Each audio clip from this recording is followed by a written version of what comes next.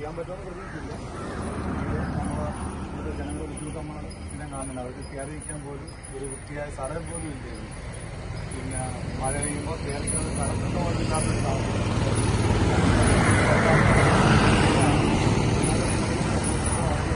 എല്ലാ കാര്യങ്ങളുണ്ടെങ്കിൽ അപ്പോഴപ്പോഴും വിളിച്ചു പറയാനുള്ള നാട്ടുകാരെല്ലാം നല്ല സ്ഥാപനമാണ്.